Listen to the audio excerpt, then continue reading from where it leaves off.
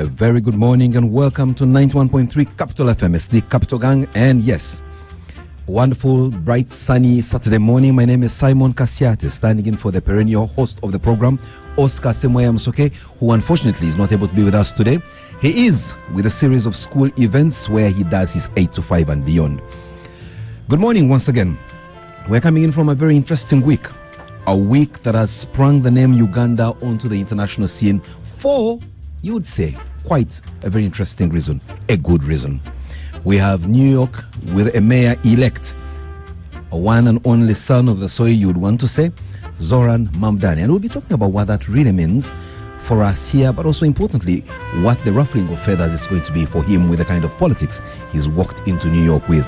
And talking about being elected to positions, one of our members on the Capital Gang, a perennial gangster, has also been declared unopposed and, in essence, a member of parliament elect for older persons for Eastern Uganda, the one and only Ofono Opondo. And with that wind beneath his wings, he, in fact, came in first into the studio. Good morning and welcome to the program, Ofono Opondo, or should I say, Honorable Ofono Opondo. Thank you, Simon. I don't know where the Honorable takes immediate effect. Even before you are sworn in, I guess. Did you want me to say Honorable Elect? I guess just to wait for the swearing in in May next year. And then, but for this purpose, for this show, continue referring to me as OO. I don't mind that. I love the modesty. Thank you for the congratulations. I think it has been a sweet victory. Yeah. Without much of a fight, without much of breaking of a sweat. No, I did break a sweat, man. It has been 6 months, remember? It could have been 9. Of campaigning since April 27th. I had a competitor. I had to go through the NRM primaries, which is much tougher exactly than the main election. But here I am. Yeah, I'm looking forward to the new role as a member of parliament for older persons. I hope I will be able to raise their issues so that you younger people appreciate, know them, appreciate, and support, because you're also coming to this side of life. Indeed. So you need to prepare early that by the time you are 60 plus, some of these services all the people need are there. Tremendous. Later on in the program, of course, you'll be giving us more details as to what it is that you carry with you as an agenda into Parliament. And like you've rightly said, the young folk listening to us on the program this morning, you will be glad to know that someone will be laying a firm foundation for the kind of solutions they may need for challenges they will face in their old time or the evening of their lives.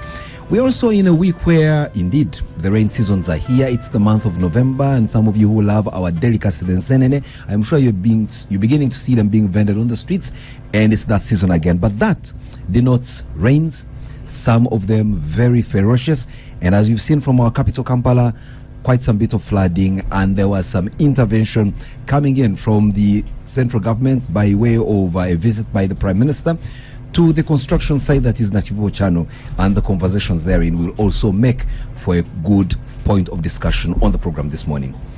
Let's not forget, again, talking elections, this week that we are closing by saw the swearing in of Tanzania's president for, wait for it, her first term in office, considering the fact that the previous 3-4 years was the completion of the term of the late John Pombe Magufuli, who she replaced.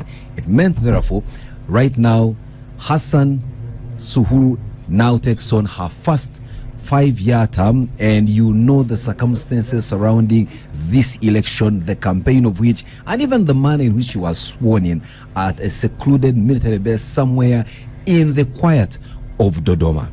Then, of course, we know that all our presidential candidates, or at least those that attract some media attention in Uganda, are out in the field campaigning across the boroughs of this country.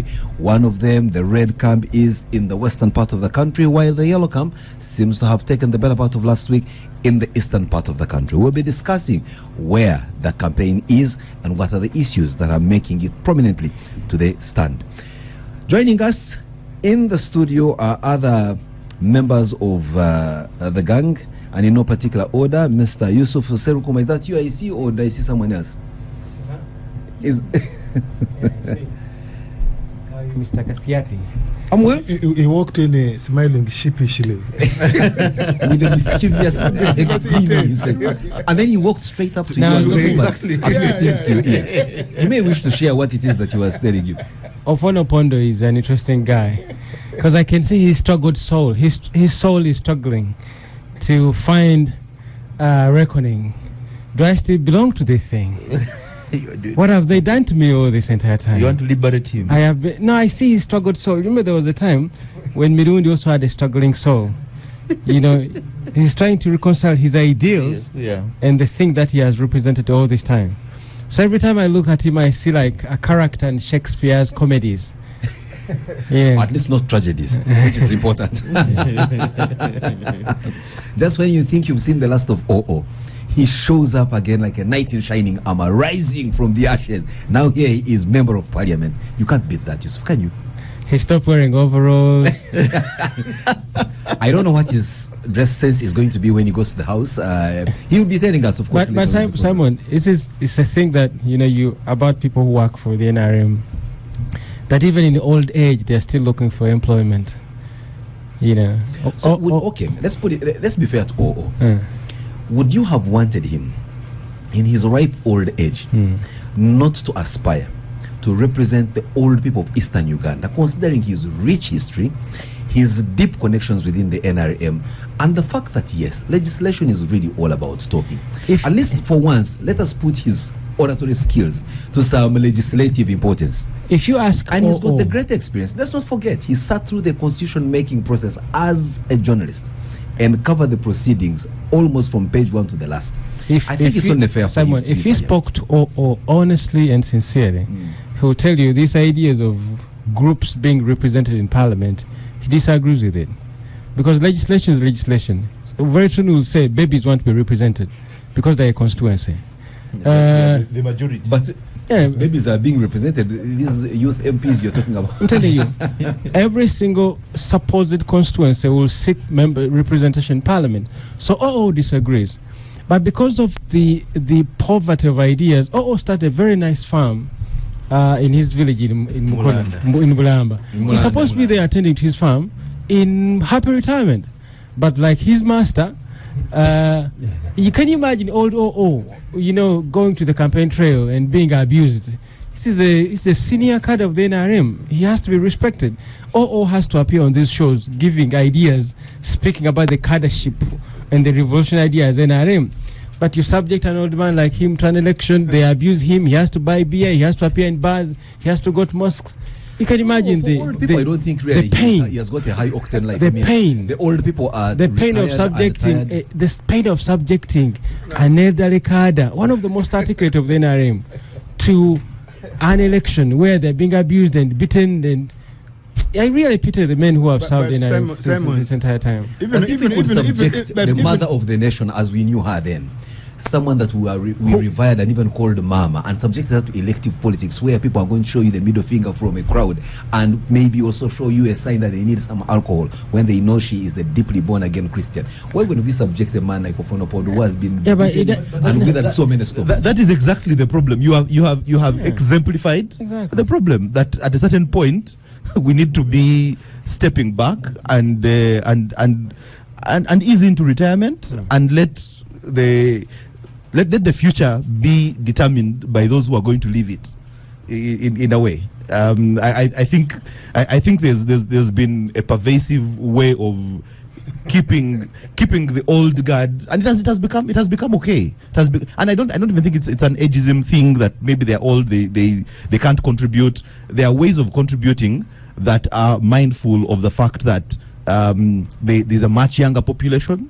There's a sort of containment of political ideas that haven't been given ground to flourish. You have 2-3 generations of political ideas that are now having to compete amongst each other, and it appears to be a zero-sum game for those that have seen more years than the rest of us. Simon, away from the ignorance that this man has had to suffer. Wait a minute, Yusuf. This man. Mpamiso chimed in before he was even formally introduced on the gang, and I think in the spirit of good manners, it's only important that I say good morning to him, introduce him to our listeners that he has arrived, and then you can now interject and possibly give him some guidance. So that is Mr. Mpamiso, who just jumped into the conversation. He couldn't wait to make his point known that people like Ofono Pondo, old and experienced as they are, should not be into parliament, no less to represent fellow old people and present their views there. Which old state of mind and body the same Pamiso is headed to in the next 20, 30 years? But so until then... one would then want to ask you, Pamiso, would you rather the old people of Eastern Uganda, and by extension old people of Uganda, be represented by the youthful you who has no idea what the challenges of old people are, at least from where you start in terms of experience? No. I think it goes back to what Yusuf said about the desire to have so many groupings represented. We, from an analytical point of view, there is evidence that these special interest groups are actually designed to increase the numbers for a particular political party. Not quite. Some will argue that 30 years ago, Justice Odoki moved across this country, I don't know where you were 30 years ago, seeking the views of Ugandans to have a constitution that is representative of our whims and fancies. As at that time, it was clear that our legislative house would have representation from interest groups, and they named them. Yes, and it also allowed those who are in there to occasionally, and later reviews, later reviews of constitution, whether or not more interest groups can be added onto the group. So I think the representation of the special interest groups is constitutional. Yes, but later reviews of the constitutional scene in Uganda have actually recommended an elimination of especially some of the special interest groups, but that because did not carry the light of day because they didn't have the numbers. Because it's about having the monkey vote for on a decision that involves the forest. Really, and so it will always be very difficult to get an objective view on that. Simon, unfortunately, matters about the forest will have to be decided by monkeys. Simon, there's a small point I want to say. I said again, if you speak to Ofono Pondo honestly and sincerely, asking a cadre of the revolutionary ideas of the NRM, he will tell you, being doesn't translate into knowing. To be old, it doesn't mean you know the things of the old people. To be a baby, it doesn't mean you know things of babies. To be, you see, the best gynecologists have tended to be men, which means to be a woman is not to become a gynecologist. I know the best. So marriage listen. You watch. If somebody is so lucky to be president for the next 15 years, you'll have border riders representing parliament. You will have taxi riders getting a slot in parliament. Every special interest group, as long as it has numbers, will have representation in parliament. And then you wonder, what type of parliament will that be, Simon? Yes, of having said that, now there's a bit of Kasidikiro in the house. Ofono Pondo, you see, the same guys. You'll have the right of response. The same guys who say I shouldn't be in parliament, because of age, I should retire growing the purpose, which I do, are happily debating with me on the gang. They want me to debate with them on the gang. They don't want to disqualify me from debating on the gang. In the country Uganda today, we urge for inclusivity, and so if you look at our representative bodies, it includes quite many people, and I think that's a good thing. Now, whether I am here by myself, so Serunkuma, you are not the one to talk for me what I like and what you think I don't like. I can state without any fear of contradiction, I belong to the NRM. And the NRM believes, practices inclusivity. And I totally support that. Once there is a consensus within NRM that we no longer need special interest group in representative bodies of government, I will move with that. But for now, NRM believes in women representation, special women representation in parliament, youth representation, PWDs, and others. When that time comes when NRM thinks that it is now time we can even out, I will move with that. Now, it is also not accurate that all special interest groups favor NRM. Check the women over the years who have been elected on special interest group. Do they all belong to NRM? The majority. No. Majority. Yeah, because NRM is the dominant force, so that goes without saying. But we have had many who don't belong to NRM. Let's say Sologwar. Today we have many of them in parliament, in other bodies.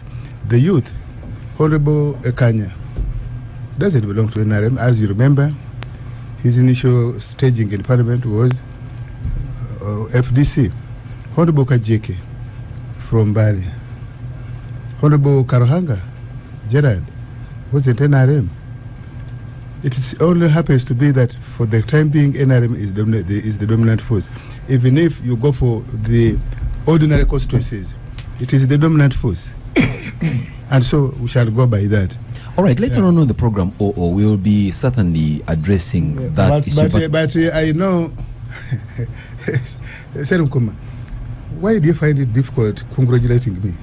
Let's not demand for congratulations. We should honor them. I'm not demanding. I'm just posing a question to him. Why would he find it difficult to congratulate me? Please, Kumar, do not answer that question now until I introduce all the members that are in the studio and guide the conversation as should be. It's your chance to eat. Right now, we are joined by the one and only Namfi. I'm happy to see you, Namfi, looking very chic. I love the color of your hair that matches the color of your dress, and the color is yellow. Yeah. No, You actually look like you are down with deep jaundice. If that's a compliment, then I don't know when you See, Namfi, we as men, we know 12 colors. You ladies, you know your burgundy, turquoise. For us, that's yellow. Colors. Microphone, please. Champagne. Mr. Serunkuma, please help me and position the microphone right in front of Navi. I know she hates obstruction between her line of sight between her and me, but anyway, I'll just say hello to our listeners. It's been a bit, but good morning to our listeners, and I'm happy to be on the gang this morning. And her pen is yellow too. How what? Pen. Wow. Is it also the color of the cup she's drinking from today's Star Cafe that's animating the conversation? The jury is still out there. We're joined by an interesting gentleman, a man who has seen it all in terms of small and medium enterprises, who clamors for their well-being and for a conducive environment for us to transact our businesses in the best way we know how if we are small. And that's the one and only John Kakunguru Walugembe. Welcome to the program. Thank you. I'm a trained economist, so I don't want to give the impression that I'm a lobbyist or something like that. So it's a pleasure to be here this morning. Thank you. You are a trained economist, definitely studied from some of the best schools, Ivy League universities in UK and other places. But John, the reason we have you on the program this morning is that one of the biting situations that business is facing in our city is the absence of the form of infrastructure that propagates good business. In the absence of mass public transport for a city like Kampala, we waste a lot of time in transit from our homes and out of the city, and that kills business time. In the absence of proper roads that mean business with proper drainage and everything, you see what's happening with the rains coming. Downtown traders count their losses because their facilities, their premises, their everything gets flooded. And yet we have a city authority that for the most part should be able to ensure that commerce flourishes in the city. After all, it is from those very traders that the city authority levies taxes, which then should be going into supplying the greater public good. And I will bring you to the program and ask you, as someone that is very much vested in the private sector, more so business, and as an economist, just paint for us a picture of the kind of ramifications that come with a non-responsive city authority to the needs of city dwellers and those that trade in the city to have good infrastructure. That sounds more like a no-brainer, but I think maybe if it comes from an economist, it may sound deeper for the city authorities to act. Thank you. Before Kakungu comes in, may you make a full disclosure that you were the spokesperson of that city authority till recently. And that exactly explains why I, out of my personal volition, looked at what that employer of mine was up to, the role that I had to do, and realized that I am in a better place not being associated with a moribund institution led by people that were out of depth. No, he just went with the last regime. I think they were all pushed out. Oh, let me correct you, Yusuf. Let me correct you, Yusuf. Out, yes. And that's true to what Ofonopondo did say. I am here. The assumption that you'd know my circumstances better than me is quite a travesty. Now let me educate you on the timelines. I left KCC at my own volition in April. And the circumstances that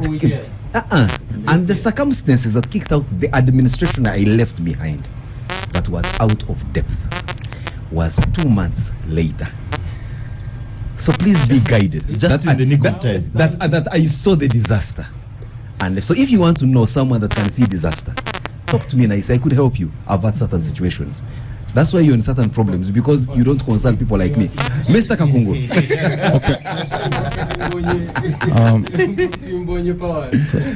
Thank you. First of all, Uganda is in an unfortunate situation because close to 70 to 80% of our business activities take place within the greater Kampala metropolitan area and the central region as a whole.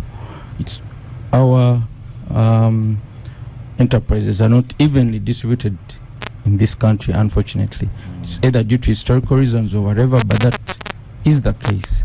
Now, for businesses to succeed, you need certain things to be in place. You need good infrastructure, you need a good business environment, I mean laws, regulations, responsive policies and so on. You need access to finance, you need access to markets. All these things need to be there in order for business to succeed.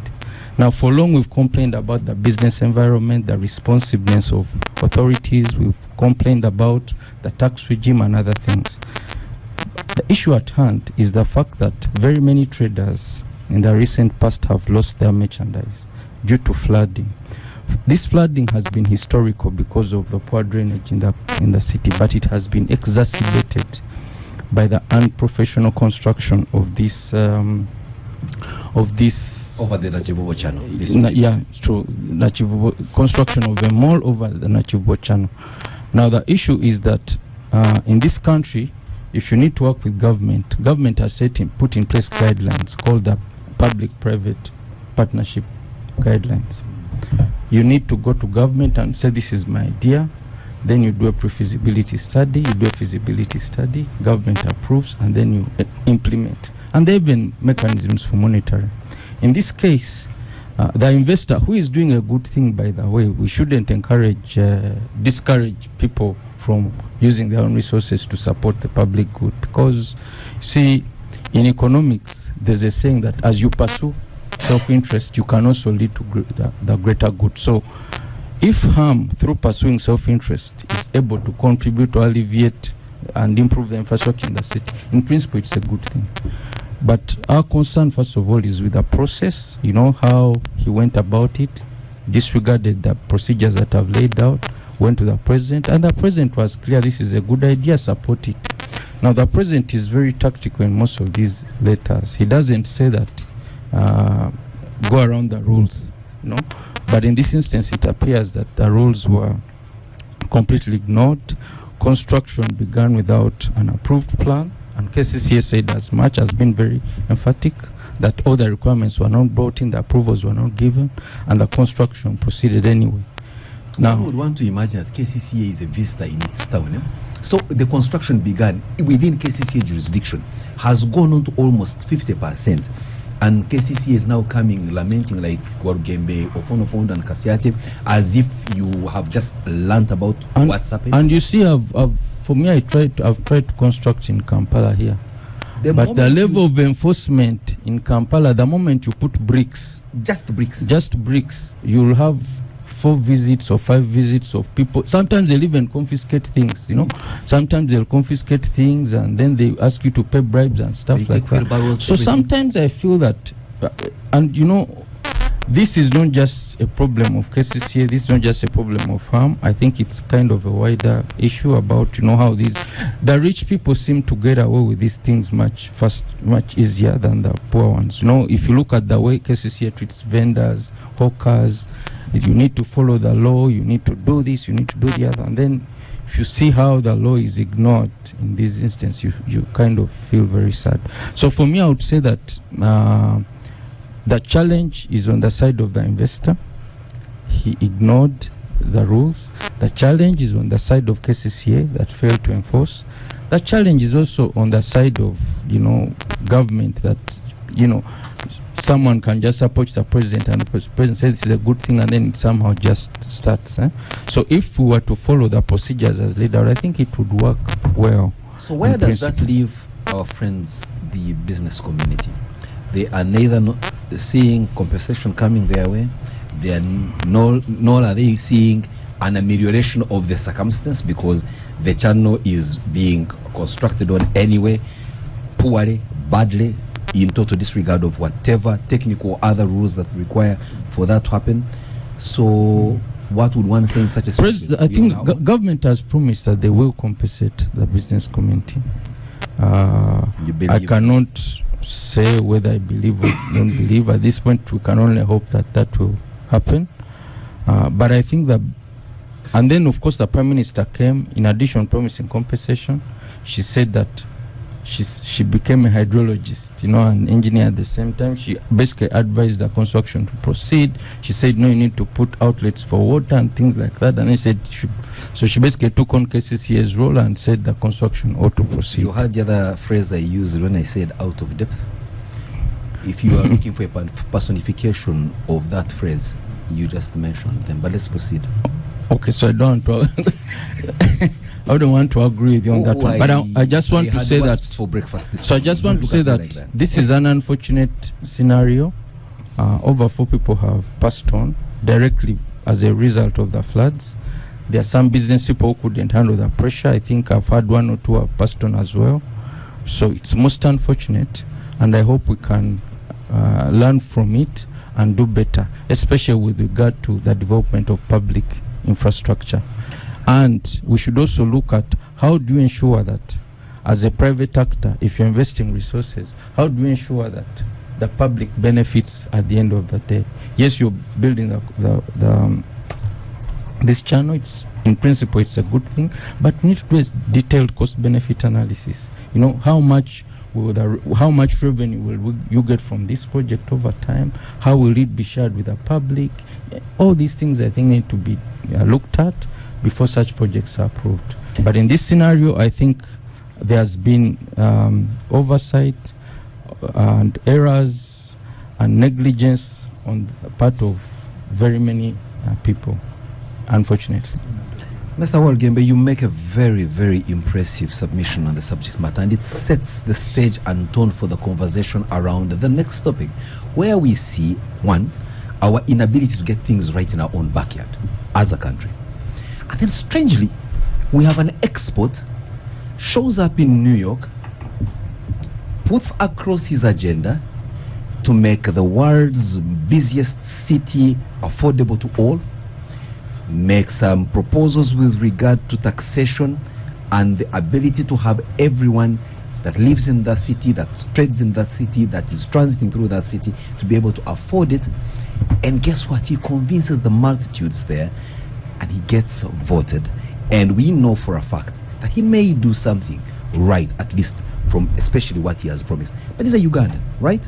So one asks, let's try to draw the parallels. Doesn't it bother you that you have flickers of exceptional talent and good stuff going on by some Ugandans elsewhere, and here where we are all in our Boran cradle, we are just the personification of deep, I didn't want to say this, but I think we're just a mess.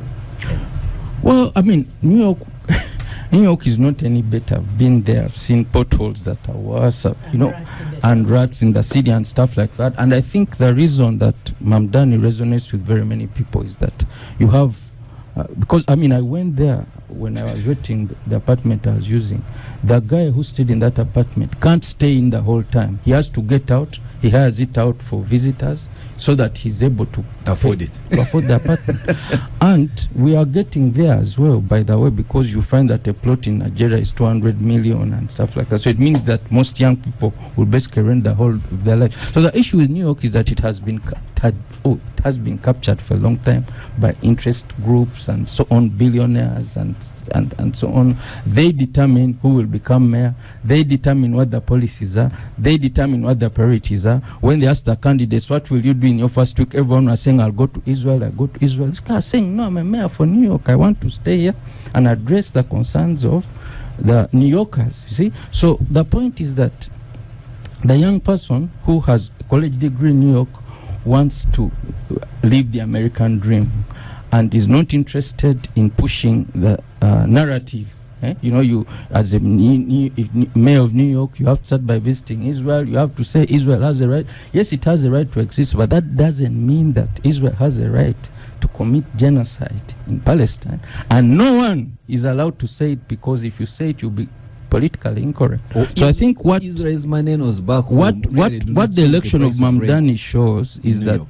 the city that has the largest concentration of Jews outside Israel, the younger people especially, question, you know, some of the things that are being done and say, wait a minute, this is unacceptable, this is acceptable, we deserve this, we don't deserve this. So it's an eye-opener. Of course, he'll face challenges. The interests against him are entrenched, and they definitely don't want him to succeed. They control the media. Thankfully, he bypassed that and got elected.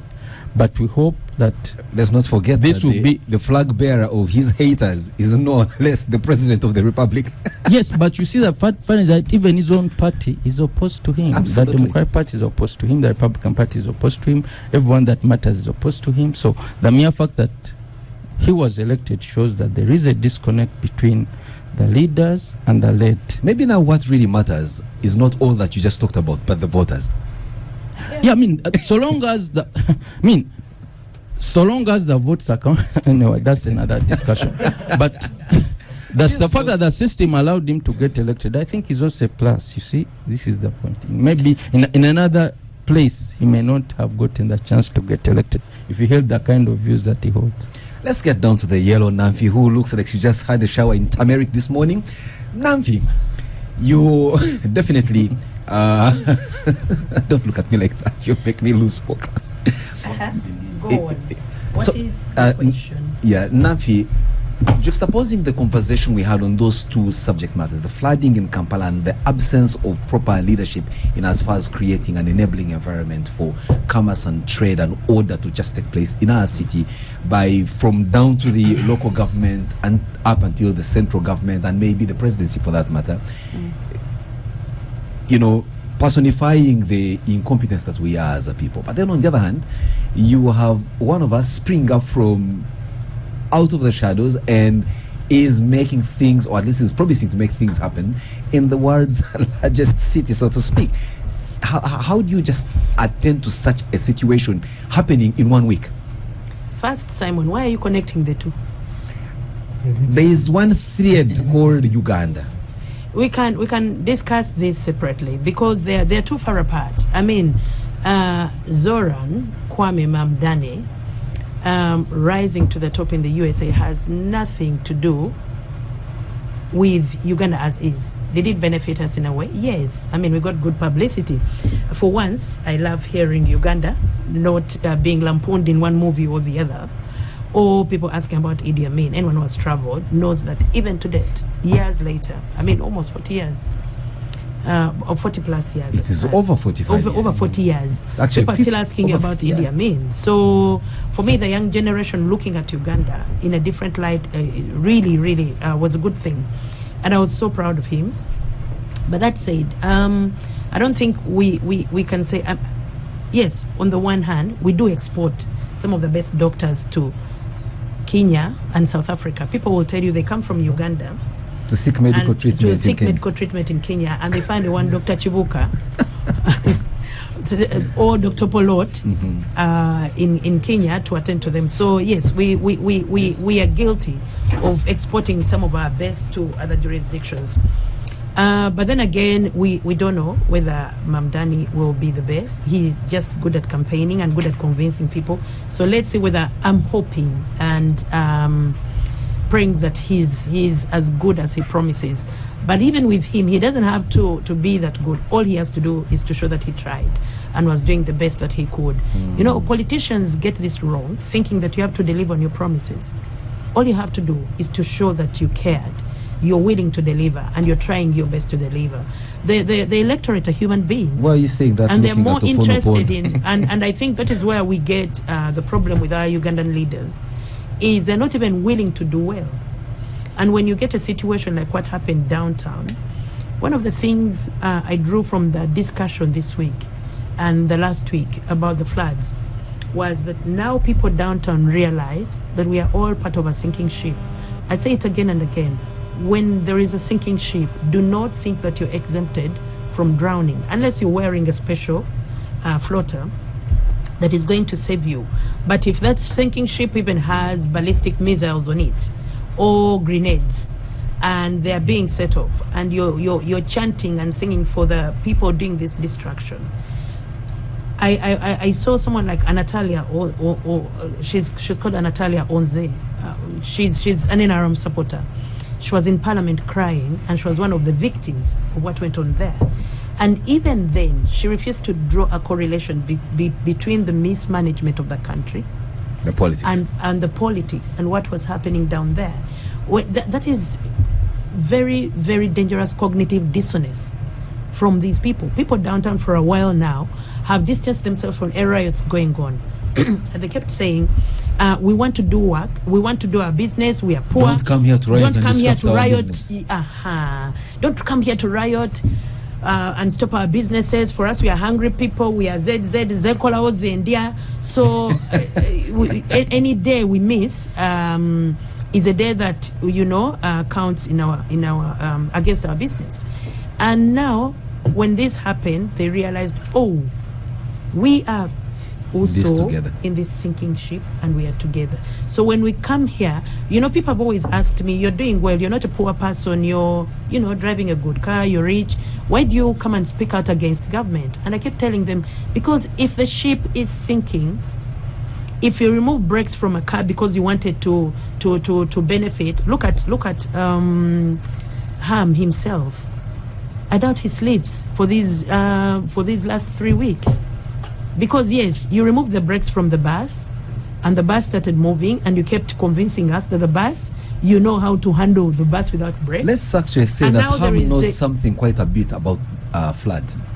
Considering that he should know. Considering that when the lake levels raised, and that he lives on this peninsula for months on end, he was unable to attend to matters in his own living room because his house was under floods. And he knows the consequences of impunity, because time and time again they were told not to even build near the water. And they went ahead and built near the water, and look what happened. And yet this same person goes ahead to close up in the rainy season. I mean, we are not even like those countries where rains just randomly come. No, we know the seasons. Yeah. November rains, they come. So for him to do this, because you see, these people who get impunity with Maje, they tend to get to a point where they attain godlike status, and they think they'll get away with everything. But nature, you see, even our president himself is now pushing against nature. Oh, no, but nature catches up with him, and yet you see him clinging on to, trying to defy nature. Nafi, but then the question is, for how long shall we as a people continue that song of lamentation and then call him and saying, oh, nature will deal with them? Because let me give you an example. Let me give you an example. There is someone in this room who was the spokesperson of KCCA, and at no point did he even speak out against this level of impunity in KCCA. I think this is a point where now I close the conversation on the side of Nafi and say, Nafi, step aside now. Let me talk to more decent and send people on the program. I want this person. He was there for how many years? He was there for how long? Was it 2 years? 2 years. And in those 2 years, I want anyone to look for a court of him speaking out against, and he was part of the process inside Muchintu Munda. And at no point did he speak out. And this is what I tell the people, even if you have proximity to power, sometimes even Ofono here comes and speaks out against some things, but he only does so when it's not when he's aggrieved. And people inside there, what there's that's when he speaks out. But I want people with proximity to power to learn to speak out, even when you're in your comfort zone with power. And when they realize they cannot, and they realize that their presence there is as significant as the letter K in the word knife, then they step aside and take the ultimate personal decision and say, I do not want to be associated with this. But exactly what the KCCA former spokesperson But then did. when they leave and they're not associated with that, they should use the forum they have to speak against the information they have, right? To speak against the wrongs that are there. So for me, like we are doing all now, complicit, like with the doing benefit now. of hindsight. And then they can quote for us real issues, saying, when I was in a meeting with the then chairperson, we discussed this and this is what happened and this is the person, No, the professionalism, you're still being bound by the professional ethics of confidentiality at this point time. Until we declassify some of this information, we cannot. Yusuf, can you please save this conversation? And we get down to this conversation. Then we come to Mamdani. So what I'm saying is we are all complicit. We are all complicit, and people should stop. I urge people to continue, even when they are eating, to continue to speak out against the ills. Yes, the Lord Mayor did try to speak out, but you see, because he lost his mandate with the people, and he's kind of out of favor with the public, no one was even listening to him. So it's important to remain with to as much as possible, if you can do things for the goodness of all, then you remain with your authenticity. Because the reason why the Lord Mayor lost his mandate with the people and why he could no longer speak and people listen to him was because at some point they learned that he only speaks when he's when he can benefit from it, and this is our politicians today. So now back to Mamdani. It was such a huge relief seeing one of our own, and I claim him. He is born in Uganda, and he is the first to tell you that he's from Uganda. Get to that point, and in a city like New York, I mean, it's the world's biggest economy. City-wise. City, yes. I think London is after, because London used to be the world's commercial capital, but I think over time New York bypassed it. But when you go there, people who have been there will tell you that the West is very good at selling you a dream, and when you get there, you see the reality on the ground. You go to New York, the subway is dirty, there are rats running around, the apartments, it's unlivable. The people are actually, the people below the poverty line are incredibly poor, and they are struggling. Those who are friends there will tell you this. Those who have been there will tell you this. And I visited New York myself a couple of times and stayed there extensively one of those times. And I will tell you this. When he was speaking, I can't believe that the billionaires were pushing back against what he was trying to say instead of getting on board with it. What does his win teach us? It teaches us that the youth and the Gen Zs and the young people are winning the information war. There's an information war going on. And it is information versus disinformation versus manipulation versus legacy media versus social media, who is lying, who is telling the truth, who wants. And I think even the election of Trump was a protest vote. The young people and the public was saying, the led was saying, please stop fooling us. Please come and sort our issues out. But the billionaires were saying, no, you should be there. Don't worry about this. Don't worry about the poverty. Don't worry about the rats. You're doing well. Look at Africa. Look at Uganda. People are doing badly. You know, they even went as far as posting pictures of Uganda, of course, poverty-ridden Uganda on social media to show them where Mamdani comes from. Like, look at the country where he comes from. It's so poor, and then he wants to come and bring development. He eats food with his bare hands. He's eating food with his bare hands. But I like that he embraced it. Even the post he made, coming back to Uganda for his wedding, the soundtrack was Oli Mujawo Musaja Singh. I found that he was the best troll during this campaign, and he came at them. He kept going. The billionaires sourced money. Bloomberg, Elon Musk. They went the day before the election. Elon Musk said, "Go tomorrow and don't vote for Mamduni." Misspelled his name. They went as low as possible, and yet the people said, "We don't care." No one still believes your 9/11. No one believes that Muslims are terrorists automatically. No one believes everything you've told us. And even his own party, you will see that the higher-ups of his own party were not celebrating his win. Absolutely, yeah. The Democrats themselves, because there's a progressive arm of the Democrats who openly, like AOC and the younger Democrats, who openly identify as socialists, and they're saying and Bernie Sanders for president. I think he should stand the next time. Don't these things have an age limit? Please take So on the for mic, me, now we see the changes we saw, the significance of that election, and unfortunately the media ignored the other elections that were ongoing, but they had the same characteristics of unknowns or people who are not supported by any system. They're not supported by the traditional Democrats. They're not supported by the Republican affiliate.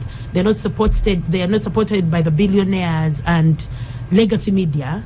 Came and the Jewish lobby, the Jewish lobby, and all those people who hold the real power have now gone on to take over. Of course, it's very, very hard. It's going to be very hard. He will realize when he gets into power, like Obama did, to wrestle the power from these people, because the truth is that they actually hold the real power.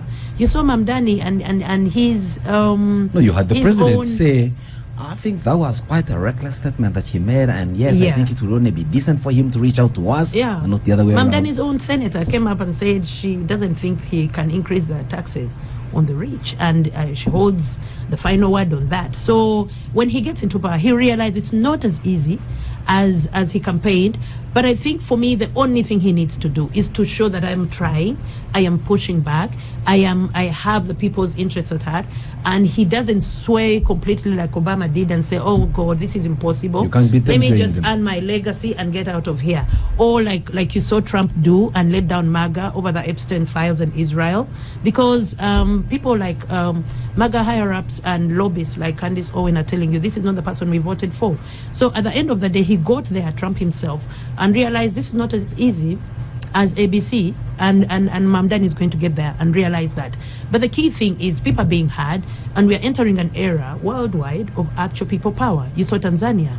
What changed in Tanzania? Even though the president went ahead to declare herself winner with 98%, the people pushed back. Who could have won her? I am told there were 16 presidential candidates who are in jail. No. On the ballot they were free and campaigning. But I can swear to you, if I gave you $1 million to identify one just by one name, unless you just and that is why I don't even know why she needed to go ballistic. I don't know why she needed to go ballistic and lose all her credibility, because now she's governing without the mandate of the people after her actions.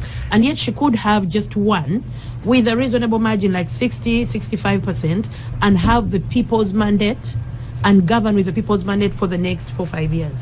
But now she lost that, and she's going to have the Kenyan situation where the younger people, the Gen Zs, are going to be pushing back at all her policies for the sake of it, because they saw what she did. So she lost a lot of credibility. Maybe we've gone slightly ahead of our time. That's a conversation topic that we had planned for the next hour, but somehow you've stealthily, as you normally do, sneaked it in and taken charge of the program. Now I must stop you there and bring in Pamizo here. I'll exclude Yusuf because he has exhibited some mannerisms of indecency. He's become a hostile witness, so I don't think I can stand him. He's become hostile than you, Nafi. I was so nice I let Nafi carry on, because you put Pamizo, please. Yes, Simon. Your views, just chime in on the flood situation and what you take of it. You may not be a trader downtown, but certainly you're a person that lives and works in this town, and this too should concern you. No, Simon, I am a frequent visitor downtown. I do quite a number of purchases from there. We so cannot I am confirm that. certainly no, I do. I'm certainly. Where do you buy from downtown? Beg your pardon? Where do you purchase from downtown? Can we leave those private matters to But you're done with to be private? No, I was just giving context that I do visit every so often, and I do feel for the people down there and what they've been able to go through.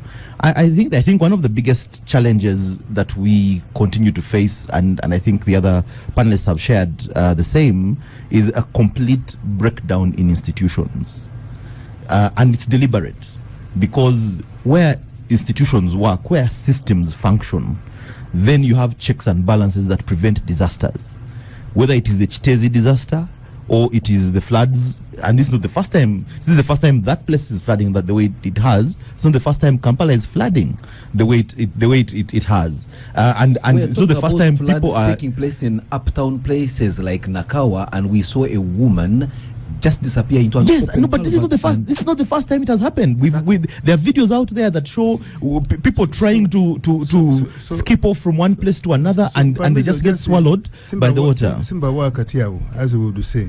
Yes. So the problem can't be Ham's construction. It can't just be that one. I'm building the point. So can I get there? Please yes. proceed. So and O is right. It isn't. That is a symptom of greater breakdown in institutions. You have lamented, Simon, about KCCA and how out of depth they were. I gather from your comments that they being out of depth, you mean their inability to actually function, to do what they are supposed to do, to say no where they're supposed to say no, say yes where they're supposed to say yes. And that is also not by accident, because Pondo is a member of parliament elect. He's going to become like that proverbial stone inside the shoe. Like he'll never get enough of this. and that is just one example of the different institutions that have continued to collapse, because there has been a deliberate attempt to show the people that those institutions decisions can be made outside those institutions. I'm sorry to and just those chip in those decisions Pamizo, that are then getting us to this situation. You see, we spend a lot of time using so much English to describe what is already standard and known, even for the most part, by our listeners to greater detail than we. What we are doing really with even so much English is carry on the song of lamentation. The question should be, what can be done to ameliorate this? Like, can we sit here and have no propositions as to how to make the situation better? And that is where we shall start on when we come back from this break. Sure. We're taking a short break right about now, but we must thank Star Cafe that has provided us the coffee that keeps us with high energy in the studio. And we'll be right back. It's the Capital Gang. The Capital Gang. What are we going to do about it? Just remove Museveni, remove all his cronies.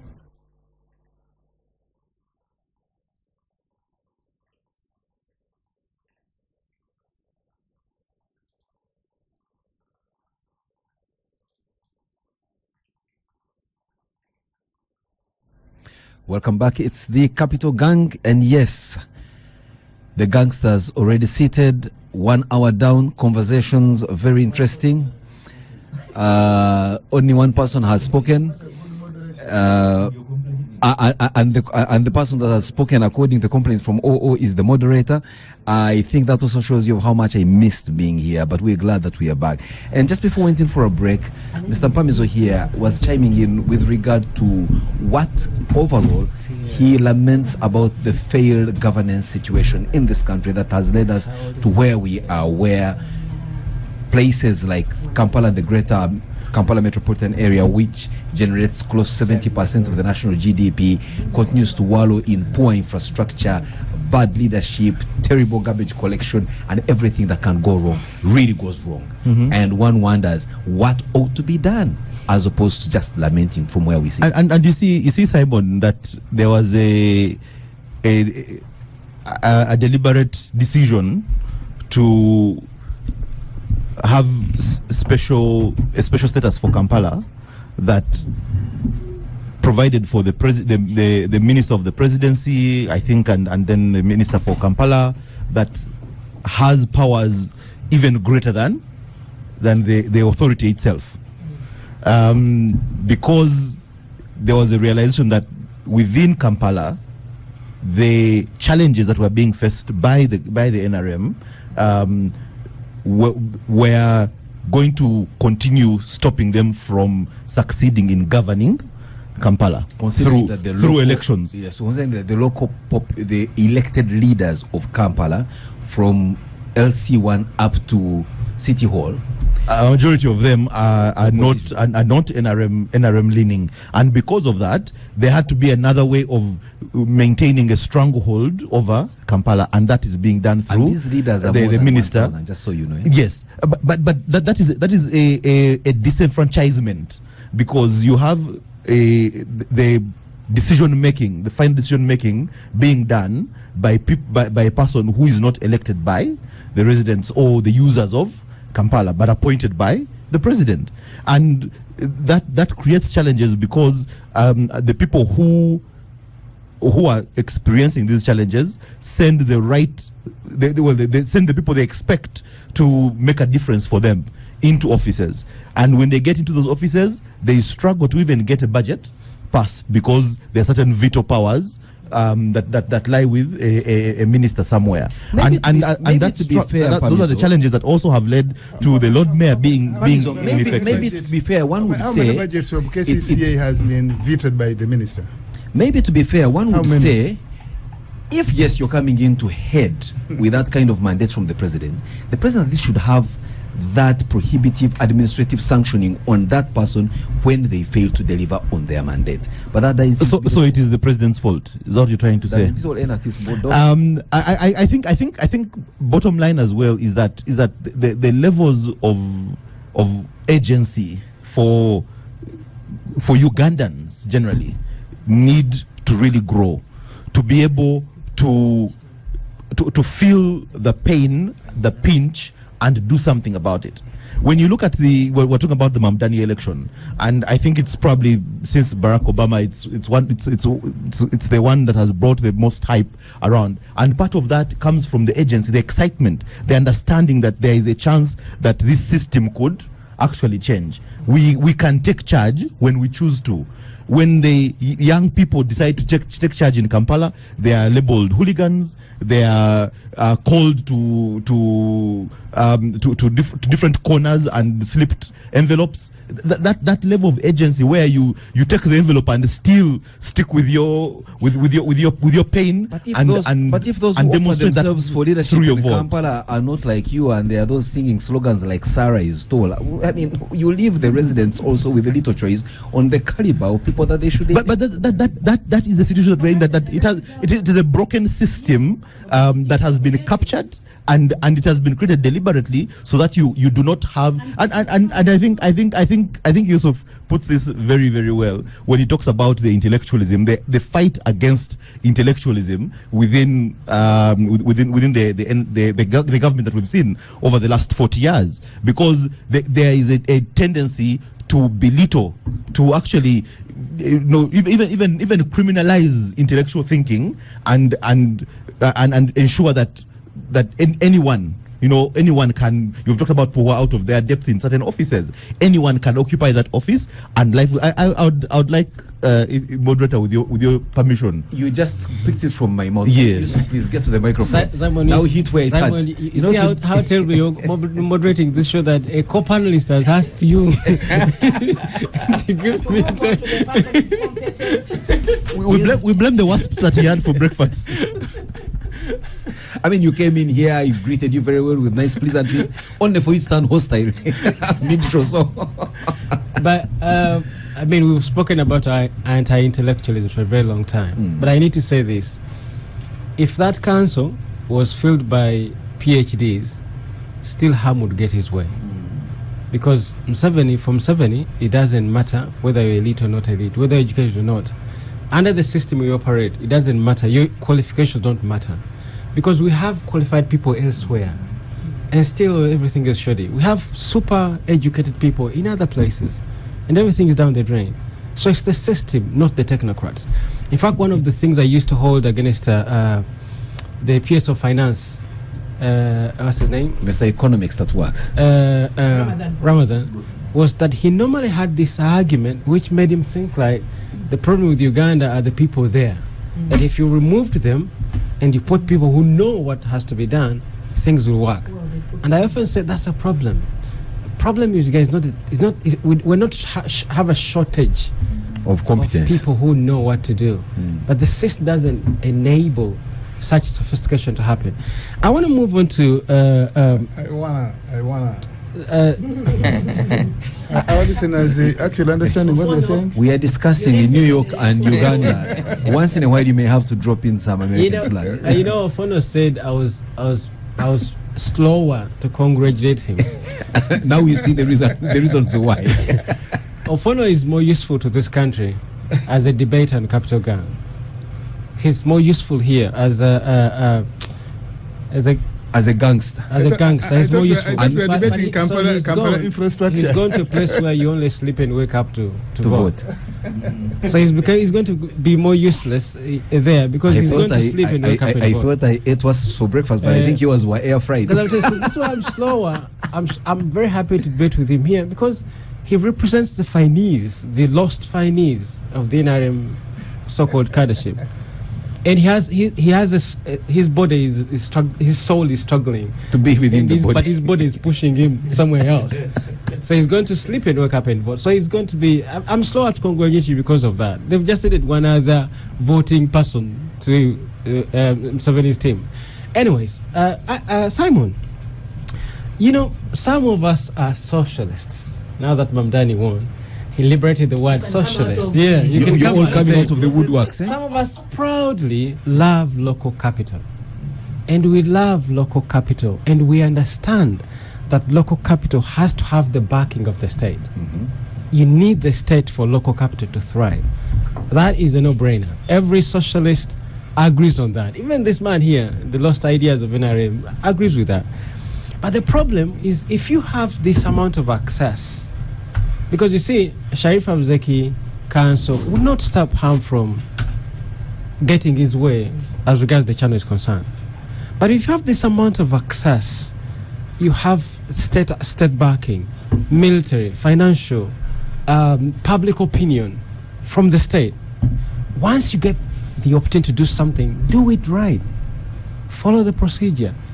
Do it with all the required technical finesse because it's available. You can even get it for free. Because Sharif Abzeki told us that right after the disaster happened, he sent KCC engineers to start helping Hamis Chigundu. He would have gotten them from the very beginning.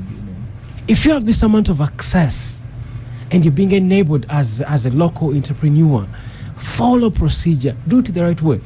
Lukwago talks about the KCCA drainage master plan. Hamis Chigundu, with the amount of access he has, he would have accessed this grand master plan and implemented it. You see, if you have access to local capital with state backing, find the right people. But they behave like amateurs. They are sloppy. They are shoddy. They are rushing. You have all the success. Use it.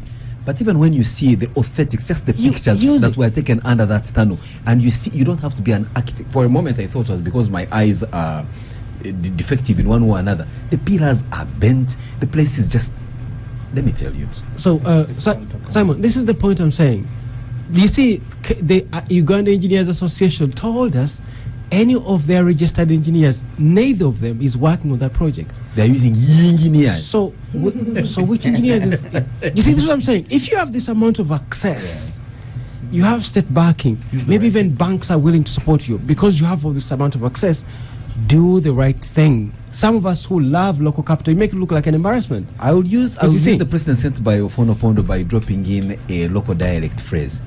I mean, we hate ourselves to that extent that we are willing to cut corners on our own bodies. I have 1 second point on this matter. Before we bring in the one and only Ofono Pondo. He can't wait. I've often said in this country, our so-called elite have small dreams and small pleasures. The dreams are small and they find happiness in small things. right? I hope I understood you without thinking deeper into that statement. You see, when privatization happened in 1990s, Museveni didn't have any efforts, didn't put an effort in developing local capital, as MLS Zenawe did, or as Chama Cha Mapinduzi did. You have to have local people with big money to do big things. Museveni wasn't interested. You know, as sort of a colonial comprador, as a colonial caretaker, he was happy to open up to everybody. In fact, Ramadan Gobi used to say that when privatization was forced onto the African continent, they were being asked to open up. But for the NRM, they pulled out the door and threw it away. And everybody was welcome. So there's big money in this country, but our so-called tycoons are wrangling with poor people.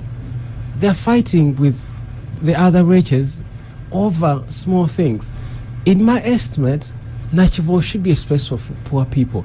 They should organize themselves, because there's big money elsewhere. Let me give you a breakdown. Look at the telecoms, for example.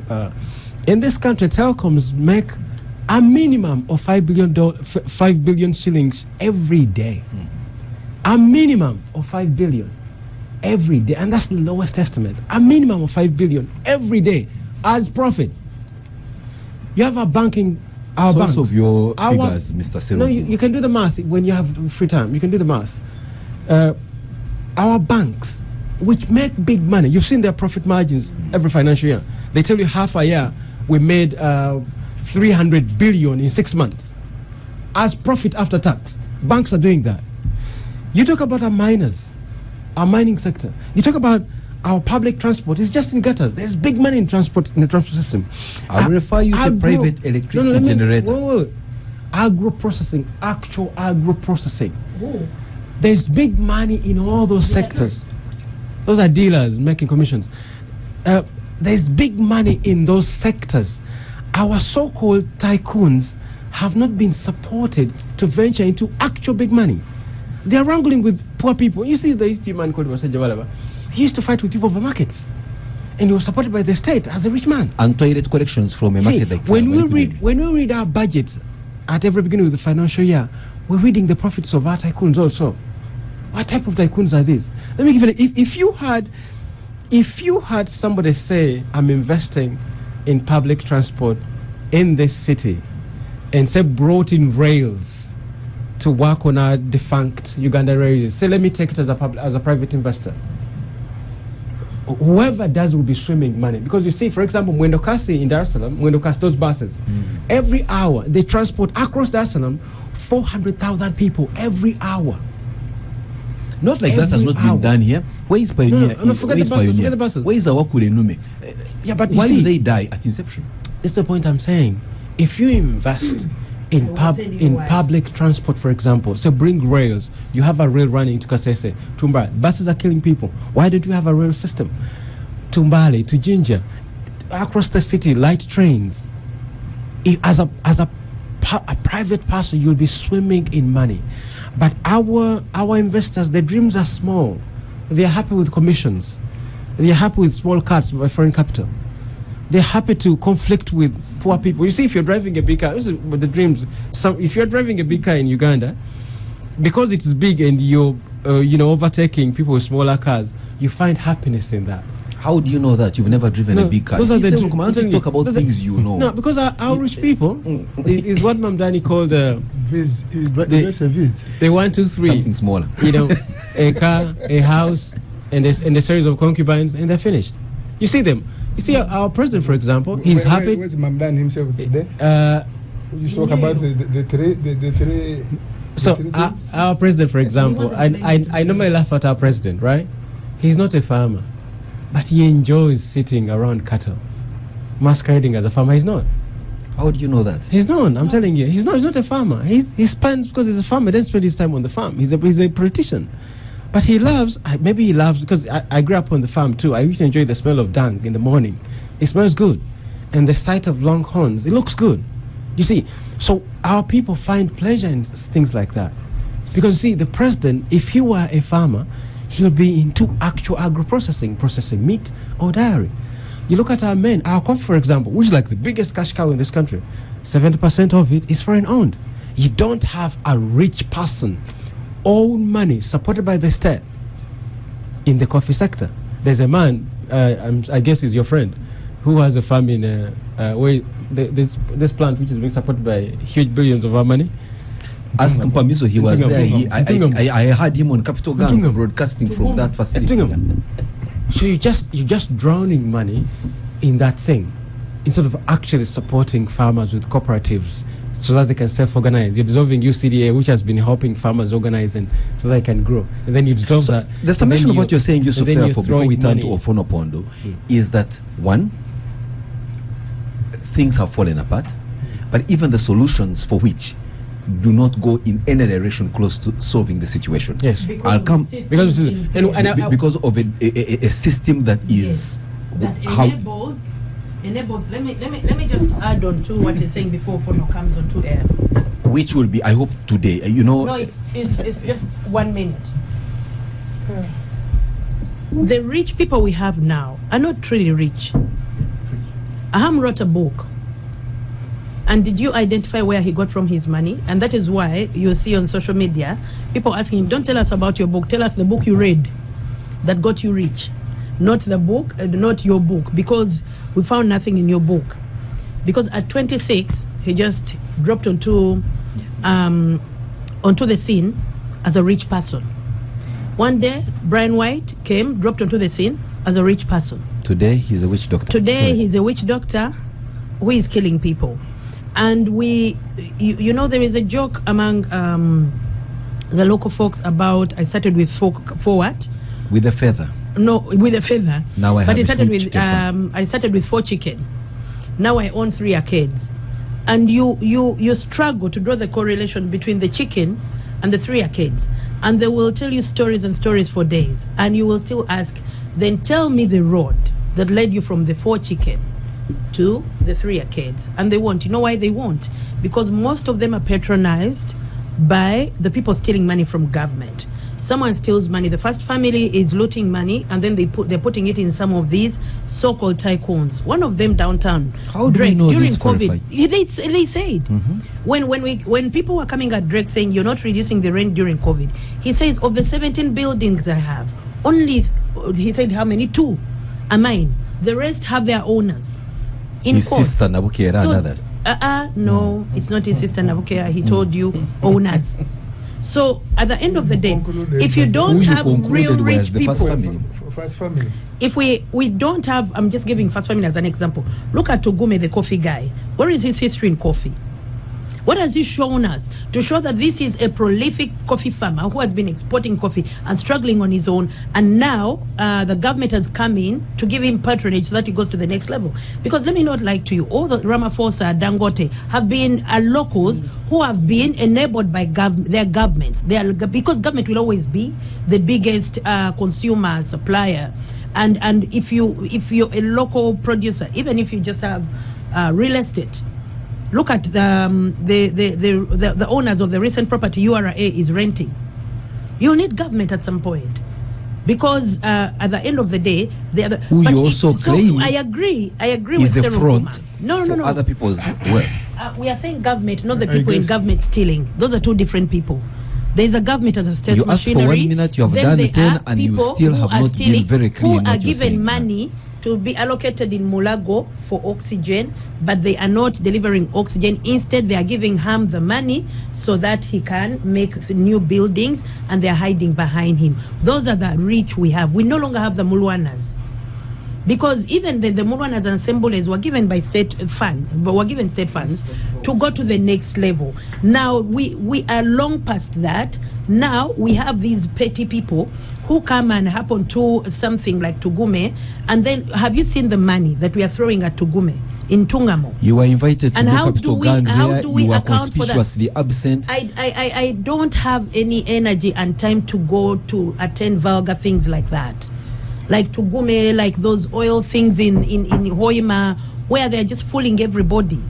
So I'm not about to leave my child or happen to a bus with my child or take that long journey to just go and legitimize such I thought things. the Because time I've spent without moderating right this program when you are on the program, I thought Yeah. a lot had changed with your disposition of things, Nafi. But looks like old it habits. has changed. I'm much better. No, but what no, I'm no. saying You are much is bitter. all these the people he's talking about, they're not truly rich people. They're not people you can work with as a government to develop a nation, because they don't have the required government business acumen to even do the things you're asking them to do.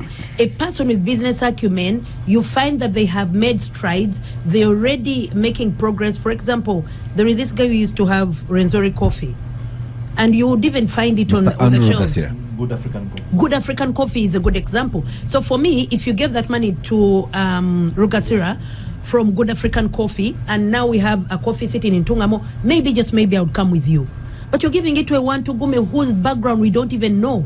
You're giving it to a one Brian White whose background we don't know. Then years later, all these unravel. Mike Ezra, it's like the same script, different cast.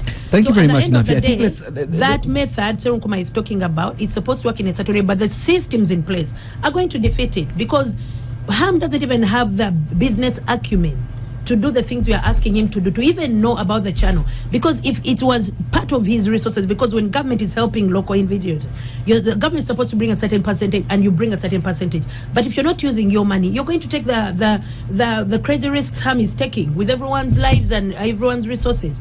And look at now, government is going to compensate. Government is compensating us who? From where? From where? Then we are going to push this under the table, and then we move on to the next messiness. So you're asking, what are the solutions? We start with the government leaving, because Ofono Pondo just entered government, at least through the one of the three arms. I mean, he was before low grade executive, but now he is top grade legislative. It's like another circus actors entered the circus show. So hey, Nafi, let's be kind. One he was in a form. He was playing with a tiger. He's going to play with an elephant. Folks, Ofono Pondo went out to contest to represent older persons of Eastern Uganda in Parliament. Long story short, just this week, the Electoral Commission declared him unopposed, and in essence, he's a member of Parliament elect. Let us, for out of decency, congratulate him formally on the Capital Gang, and then invite him to speak to us. And now you understand why I kept him for last. Thank you. I know the congratulations may not be sincere, but nevertheless, let me receive it. I like you so much. I don't know what we are discussing. Just for the record, as of last evening, we have had now 11 MPs declared elected unopposed. All of them NRM. About 8 are from direct constituencies: Koboko, Arua, Kachumbara, Bukedia, Rubirizi, and others. And about there's this other one here, Mitoma. And the lead of the woman MP for Rubirizi, and about 3 of us, special interest groups, specifically older persons. Honorable Catherine Mavengina, a veteran politician representing the North. Madame Wako, she's a sitting member of Parliament, State for Older Persons. I think she comes from Rukunjiri or Kabarole, and myself. And I want to congratulate my all colleagues and the NRM. Because here you have talked about the status of elections or campaigns, so I want to put that on record. We deviated, in my view, with elitism. Brought Mamdan. I'm not so sure if that election has any relevance, but as Ugandan elites, we are usually superficial. We saw this with the Obama. We thought Obama was going to be the redeemer of Africa, merely because he has the roots in Africa. Mamdan, who you are gleefully quoting, Professor, remember he was one saying, the African mind, 1, 2, 3, 4. Yeah. 1 wife, 2 children, three-bedroom house, and a Four car, wheel. and with four wheels. Four. Where is he now? He has long abandoned Uganda. No. He retired. He retired. I'm He retired. Well, when you retire, you're going to live in New York, yeah? He retired. But anyway, I don't think you wasted our time, actually, and the listeners, in my view. Now, Kampala, perhaps did you try to sketch out what the problems are? The rest narrow down to harm, and whether harm is a good businessman. For me, I think if somebody Takes advantage. if somebody sees opportunity Takes advantage. and sees that opportunity and takes it, even when conceiving an idea that none of us knew that a private person can come and develop a public water channel and turns it into a business. I think, to me, that person is a business. We can debate the level of his success or ingenuity, but he is a business person in that sense. I don't agree that the problem of flooding in Kampala, recent and others, you can attribute it to one single cause. Let us look at the Kampala we have, especially the recent developments. Kampala is getting built up, but getting built up poorly. And I think that is a major contributory factor to this flooding. Currently, every side of Kampala is under construction, either buildings or roads. And when we excavate, we block water channels. And I think that has an impact on the flooding, whether it is in Akibubo or elsewhere. Because when they excavate, they block. Do they create channels for water runoff? No. 3, let us look at the construction downtown. Are they built to plan, according to plan? All those arcades down there have closed water channels, have closed runways. So I think that too has. Now, NAFI chose, which is good, we can say the buck stops with the top, with the president. But there are intermediary leaders who are assigned responsibility by law. Correct. KCCA. Yes, the president said develop the channel. Was he going to supervise it himself? No, it was KCCA. When the first aggregates, the first truck of sand, the first truck of this were dropped there, where was KCCA? And therefore, I think blocked 3 times. No, this, three times. No, this is where I'm coming. This is where I'm coming. KCCA has an enforcement arm. Why didn't? If they were competent. No. If you made your point, I listened to you. Protect Ofonopondo. You made your point. I have been sitting here quiet. If you think you can heckle, we can go to heckle. If KCCA leadership, from the mayor, the councillors, the technical people, executive director, were competent, and they knew their mandate, why didn't they stand firm to say we are posting their police together with our law enforcement teams? What would have happened? So I don't want KCCA leadership to escape their failure to implement their mandate of supervision. Simba wakati yao Ofonopondo. Just a moment. Forgive me. Now that, let's, even for argument's sake, yes, say KCCA capitulates to that incompetence, which is glaringly true. What ought to be done to that leadership? And that's where people have questions as to whether we mean serious business. We have had incompetent people, or if it's not incompetence, people who are conflicted, compromised, or out of depth. Who should be out of that? Who should be out there? Because look at the council that processed. No, but maybe we check their point. You made your point. I listened to you. We have a group which is elected, not appointed by Museveni. Where did they make the noise? Let us take the line of the other president. Make noise. No. But who is supposed to hold them accountable? Exactly. who's going to hold an incompetent council elected? But the When the electorate are here for it, it doesn't matter. And then that's why I don't want you to I don't want you to let the elected leadership of KCCA, the technocrats, We're not letting them to escape their irresponsibility. We are going to punish them at the election. What about the technocrats? The technocrat, you remember there were people who were evicted from KCCA. It was not related to harm. So that's why I don't want you. Harm, like anybody who's seeking, yes, he has the duty and obligation to obey the rules.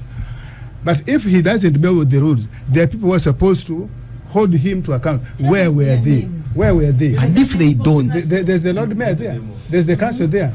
The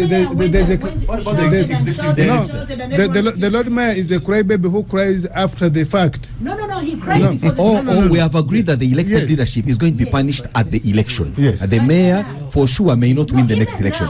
But the question is, what happens to the technocrats? Those ones you ask the appointing authority. You are asking the appointing authority to fire them. No, the technocrats applied Because they slept on their job. They have no excuse whatsoever. They have no excuse whatsoever to say Ham did what he did and they were watching. Oh, you want to take some So information? you are saying we should ask the appointing authority to fire them. When was the last time the appointing authority did something like that in spite of our noise? Chitezi. Well, I don't want to answer that. You know it. Since you are their spokesperson. Can we now Chitezi these ones as well? Since you are their I think Ofonopono continues to be a thorn in my shoe again. I will call for a break. When we return, Would President Seven hang them? when we return from the break, we will be in a better position. It's the Capital Gang taking The a break. Capital Gang on 91.3 Capital FM. No more long lines, no more stress. Bank Kumapesa with DFCU Bank. Dial *240 hash to do everything banking, like safe registration for USSD *240 hash, so that you do your banking using your phone and manage your accounts, make bank transfers, pay school fees, get a loan, buy airtime or data, buy agent float, set up standing orders, and more. No airtime, no data needed. Do your banking anytime from anywhere with DFCU. Going further together. DFCU Bank is regulated by Bank of Uganda, and customer deposits are protected by the Deposit Protection Fund of Uganda up to 10 million shillings. Terms and conditions apply. Today's wellness tip is brought to you by Seacare. What if you could know before it's too late? Most people discover their health problems when it's already serious, but you can change that. A simple wellness check can help you catch issues early and manage them affordably. Start your wellness journey with Seacare today. Call or WhatsApp 0771 801 902. Seacare, your health and wellness partner.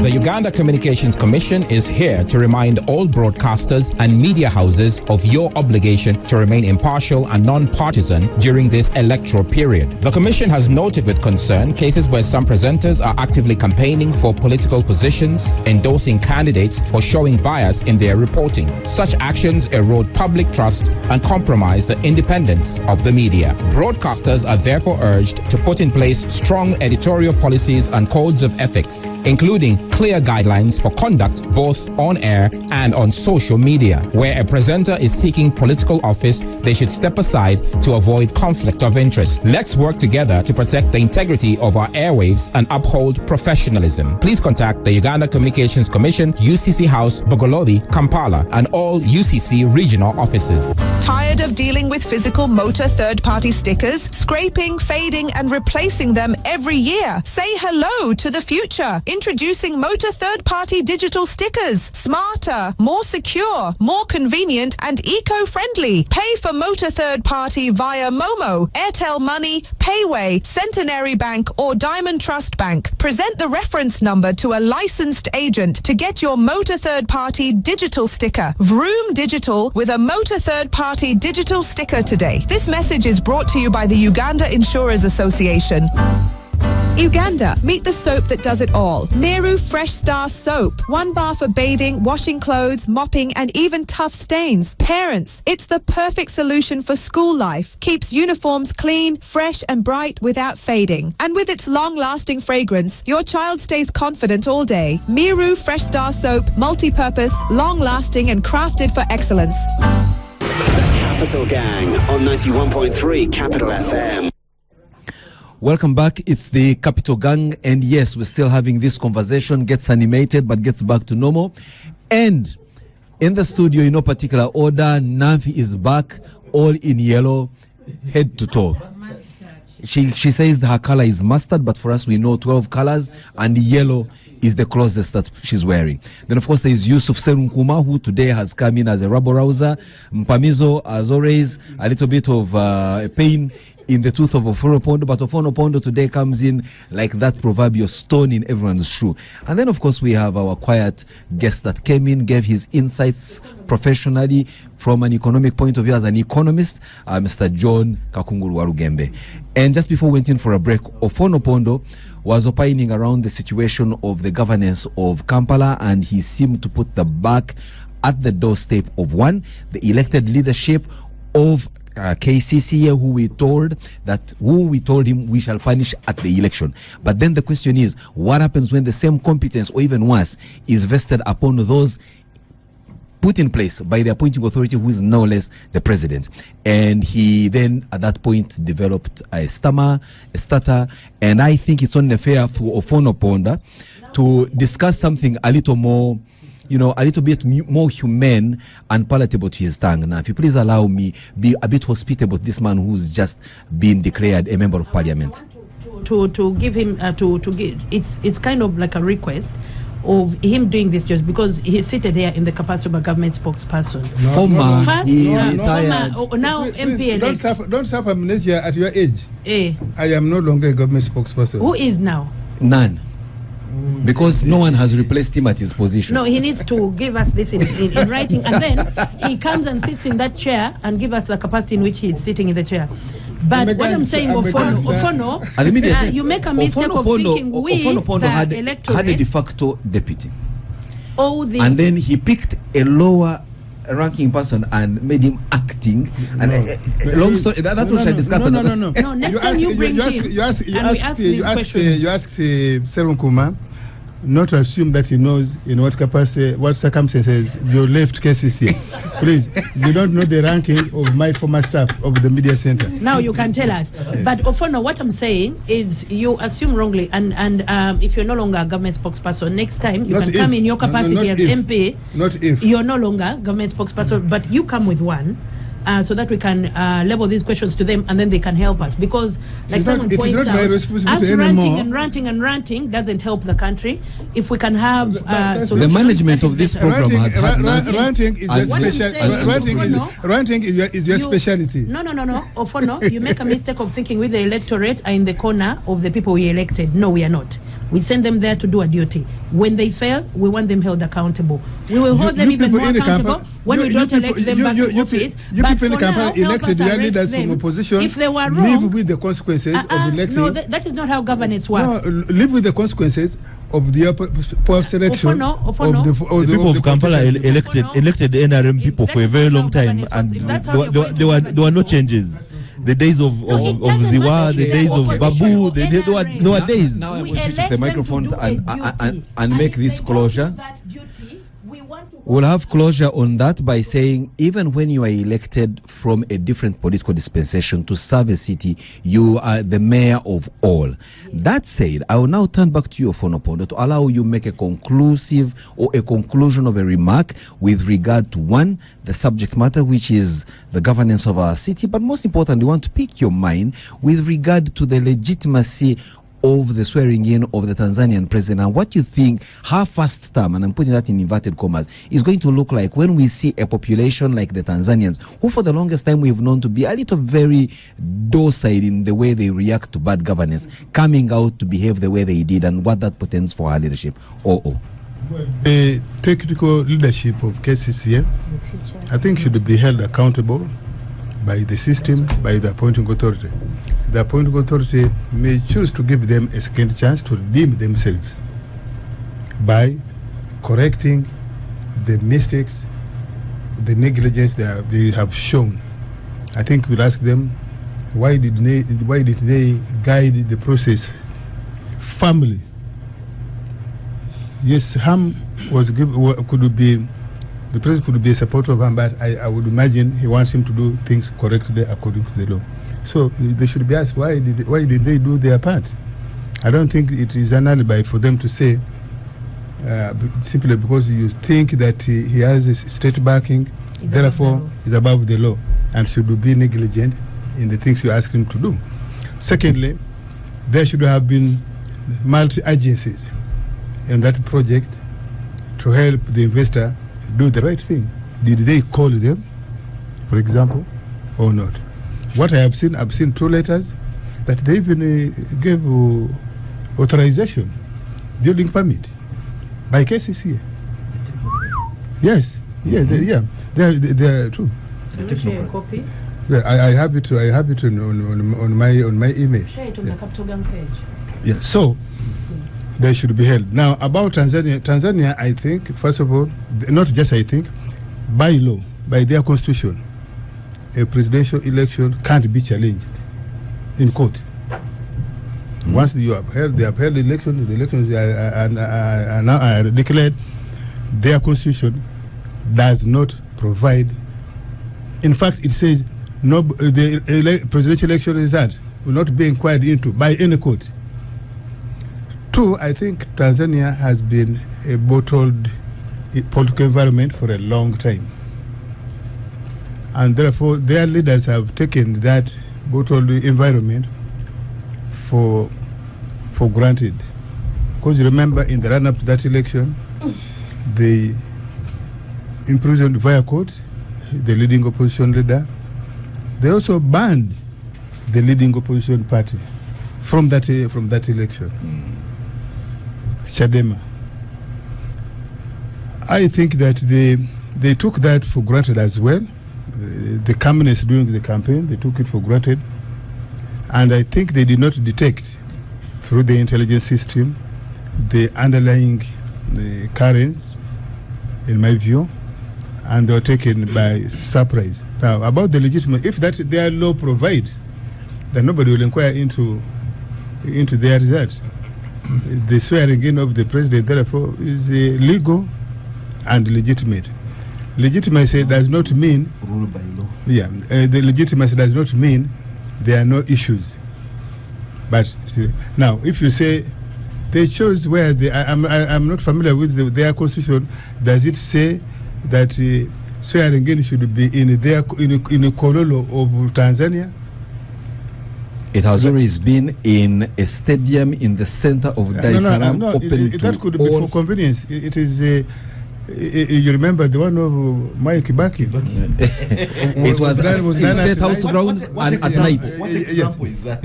Yes. So, because all that is wherever it was is the soil of Tanzania. Soil of Tanzania. So, for me, I don't have. He won't be sworn in like the other who may be sworn in Geneva. Yeah, I think what is for Cameroon? For me, what is critical is that there should be vents to allow. In any political environment, there should be events to allow dissatisfaction to be publicly expressed, but publicly expressed through peaceful means. A final one, or before we let you go, and I want to take this opportunity to ask you this question, just in case I don't have an opportunity to ask it to you. We are going to live together in this country. Well, I may not be the moderator. You know, you have a perennial host of the Capital Gang that never leaves except for. But also the perennial acting moderator. Yes. In just 2 sentences, what do you bring in for the elderly people of Eastern Uganda, maybe by extension all, in your tenure as a member of parliament? First and foremost, I'm an NRM, and therefore I'm bound to support the NRM manifesto. So you are what Seru Nkuma just said earlier on that you have just added the numbers of I am coming to that. Now I'm going to distill what is the NRM saying in the manifesto for older people. What is NRM already doing for older people? Can I put a loud voice? I'm going to put a loud voice, certainly. Can I put a strong voice? Yes. Can I put a consistent voice on advocacy on those issues so that they are refined, they are delivered better, they are delivered sufficiently? Just 2-3 examples. Currently, the government of Uganda, the government of NRM, is giving social assistance grant. SAGE. For older persons. Older persons in Uganda and even UN is 60 years and above. However, the government of Uganda chose to give only those 80 and above. Well knowing that life expectancy has just recently 68. So what are they doing? So I would think that we need to make good advocacy, that ought to be lowered. If you go to our villages, you'll be hard pressed to find people of 80. 2, currently they are giving 25,000. 25,000, even if you are eating 1 shilling a day, that means the government of Uganda is saying probably these people, they are 5 days of the month, they don't eat. So I think that's paltry. We need to increase. Also knowing that older people who are extremely vulnerable, there are not that many in my view. I don't think they could exceed 1 million, because by the census, older people of 60 years and above in Uganda, they are only 2.4. So the ones who are most vulnerable, I think they could be less than 1.5, but that one we can do with the statistics. Secondly, currently the government of Uganda is giving some form of investment seed capital. Myoga, PDM. Now, somebody who is 75 years, you don't want to give him or her to go rearing cows and has to look for grass. I think we can put that money together, in my view, and do different investment for other people. For example, you can buy shares. Okay. Listen. You can buy shares, you can buy treasury bills perhaps, and then they begin to receive passive income without working. I think. Thirdly, and which is most important in my view. And finally, other people, the biggest thing they suffer, I think, are health related. If we can do, currently the government of Uganda is giving some form of health insurance for 2 categories of people, or 3. Children, they provide immunization up to 12 years. Pregnant mothers are given antenatal. I think the government of Uganda the vulnerable older people, they can do free medical checkups, so that if you know what you are suffering from, you can begin to change your lifestyle, what you eat, the work you get involved in. If we can do checkup, we can also do subsidized medication provision of 2 or 3 most critical illnesses that most of them have. If it is possible, we can do full health insurance for them. Tremendous. I think those are things that are doable. But there are also things that don't require even money. Administrative action. This is important. For example, gazetting specific days. We can give this responsibility to districts and say every Friday, other persons can have free transport. No. If they go to medical places, either to check, pick drugs, or actually be attended to by way of medical examination. I think those are things that can be done without money. It simply requires attention to administrative review. Well, you have articulated your point. Many, even your friends and foes alike, will agree that when Ofono sees something wrong within the government, even though he's a spokesperson, he will raise his voice and speak against it. Although, of course, he's speaking up against many of the things that have gone wrong. Again, like I said earlier on, is as significant as the letter K in the word knife, of no consequence whatsoever. But that said, we congratulate you once again. Mr. Wargembe, 1 minute to conclude on conversations around here, since we have 5 minutes to close the Capital Gang. Well, my comment on the situation downtown is that just because the other causes of a problem, we shouldn't fail to address particular problem. It's more about, so just because people built badly, doesn't mean you come and exacerbate the problem. Then you say, what's your contribution? You say, no, other people built badly. So are we going to break their arcades or what? So that kind of line of thought I can't agree with. On the issue of Tanzania, I just want to say one thing. One, I think the I would say the amateurish, the whole election has been handled in a very amateurish kind of way. According to what standard? No, it's my view. It's my view. So, because in Tanzania, instance, for them, that's a real good way I'm of coming. I'm really coming. You know, and part of it has been that within CCM there have been internal purges. You know, Magufuli came, chased out some people. She has also chased out some people. So you see a certain level of inexperience in terms of handling. You know, because, for instance, why do you say you've won maybe 98%? You know, you can even say 50, make it believable a bit, you know. So I think that shows a certain level of, you know. So, and then, of course, there's also the issue that within CCM, they say that when this president comes from mainland, the next president comes from Zanzibar. Now, when Magufuli died, he was from mainland, and then she succeeded, but she's from Zanzibar. So there's also that internal dynamic. People from mainland feeling that now our chance was taken over by the other group and so on. And there might also be external influences. Who are these Gen Zs that people keep talking about, who just want to capture power through confusion and not through the ballot and so on? So this is something we need to look out for critically. Gen Zs, who are Gen Zs? You know, they are undefined. In Madagascar, they have taken over. In Kenya, they are about to take over. Now, who are these Gen Zs? Who finances them, organizes them? So that's also something we need to look at very critically. Well, you saying that about Gen Zs, and you're looking at Nafi. Well, no, Nafi is not a Gen Z by a stretch. But what I'm saying is, 1 minute. I think the era of docile populations is gone, and I don't see. I didn't see any in most jurisdictions when Gen Zs are rising up. They're not rising up to capture power, like Bush war heroes. No, but most of them are rising up to be listened to. They want to be governed by people who are actually paying attention to the issues they are raising. And for so long now, we've had people taking over power and then doing whatever they want and doing things that interest the 1%. The billionaires, the rich, and the people with the actual power. Because people have been lied to that through democracy and elections, they will have a say in how they are governed. But oftentimes this is not true, and in most countries, even the most democratic countries like the United States, we've seen the people get power and then cater for the interests of just a handful of people. And I think most young people, it's just now they've coined the phrase Gen Zs, but it's just most young people, because we are in a world where the young population has burst. In countries like Uganda, we have the average age is 16.9.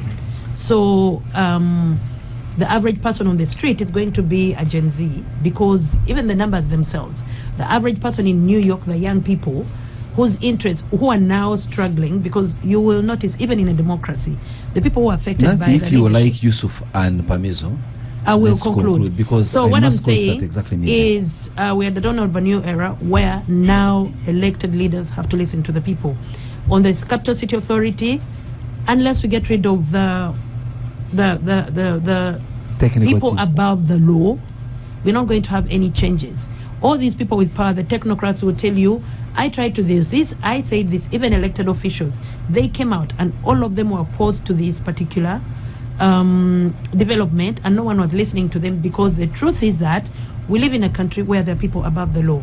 And now I like that the people above the law are understanding that you may be above the laws of humans, but you will not be above the laws of nature.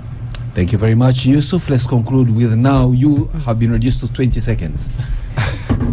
By Nafi, by you. My capital. I mean, there's no time to talk about Tanzania, because I think it's a bigger case. We barely scratched the surface if we give it a couple of seconds. I mean, I would just say a couple of things on KCCA. That, you know, if we had arrests over Chitezi, especially when disaster struck, people died, as just happened in the Nachivo Channel floods. People died, people lost businesses. As a government that respects the law, and I said this with no cynicism, as a government which respects the law, there should be arrests. We love Hamis Chugun as an idea of local investment, but if you break the law, not to abuse the idea that we're a law-abiding country, the law should be applied to whoever breaks it. Everything that he did up to the point we are at was against the law. No NEMA verification, no approval from KCCA, no this, no that, no that. All that is outside of the law. If there were arrests in Chitezi, if there were firings in Chitezi, I love Hajat Aisha Zeki. He's a fine public servant. She's a wonderful public servant. But if she needs to leave that job, what was that? Some will argue, before you get distracted, that some of those arrests or sackings, considering the gravity of what has caused them, is as effective as a slap on the wrist. And I'll now turn it to Mpamiso to conclude. Thank you, Simon. And just picking up where Yusuf left off, I think beyond there's a certain symbolism that comes from those arrests as well, that we are not taking this lying down, that something is being done about it. So check yourself at the next hurdle, and if that doesn't help, then there is more that can be done, not just sacking, but arresting and prosecuting. I wouldn't go that far. Ofono Pondo just shared with me his article on Gen Z's in the Weekend Vision. Gen Z's copycats, criminal gang threat to democracy. Talking about how there is money out there that is being used to create anti-democratic uproar at the end of elections, but that shows a certain level of trust in the system. I could dare say the same that in 1980, something like that after the 1980 elections that were from a system that they didn't have confidence in. They then the band of 27 guns and a few others. They decided to do something different about it, and they went to the bush. And Obote was quoted as having referred to them as bandits.